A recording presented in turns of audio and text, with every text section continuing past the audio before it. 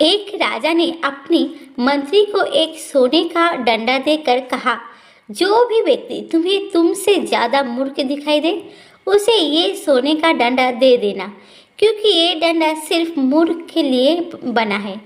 मंत्री डंडा लेकर चल पड़ा।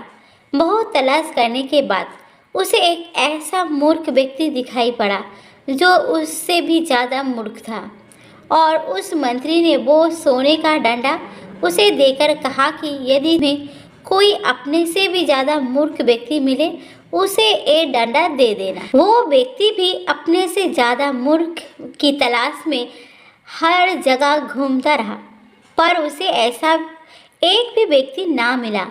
इस प्रकार कई महीनों तक भटकते हुए वो व्यक्ति उसी राज्य दरबार में पहुंचा जिस राजा ने अपने मंत्री को वो सोने का डंडा दिया था।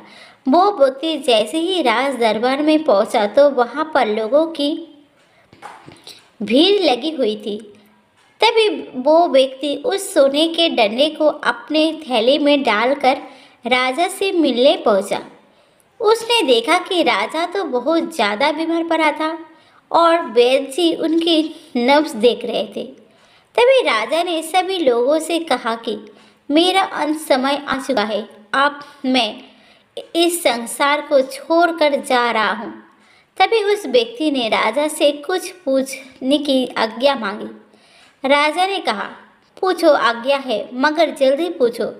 फिर उस व्यक्ति ने पूछा कि महाराज, आपकी सेना, हाथी, घोड़े और जो राज्य आप कई राज्यों और लोगों को मार कर जीता है, वो उन राजाओं से जीता हुआ सोना, चांदी, हीरे, मोती, इन सब का क्या होगा?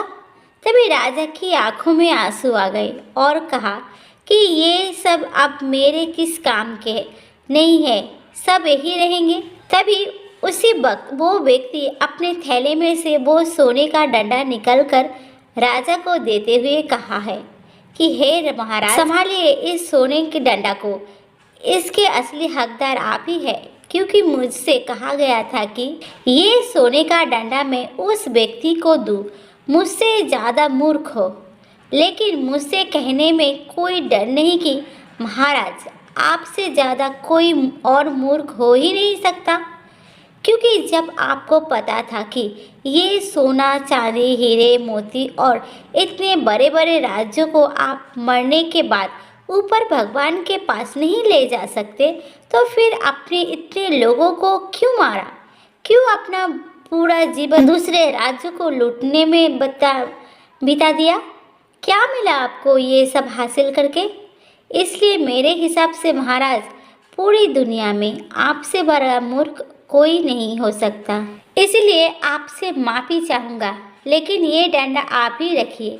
ये कहकर वहाँ से वो व्यक्ति चला जाता है। तभी राजा अपने डंडे को देखकर रोने लगता है। उसने मन ही मन सोचा कि वास्तव में दुनिया का सबसे बड़ा मूर्ख मैं ही हूँ, क्योंकि मैंने बुरे कर्म तो बहुत किए, मगर अच्छा कर्म मैंने एक भी नहीं किया। इस बात का राजा को बहुत ज़्यादा पछतावा होता है।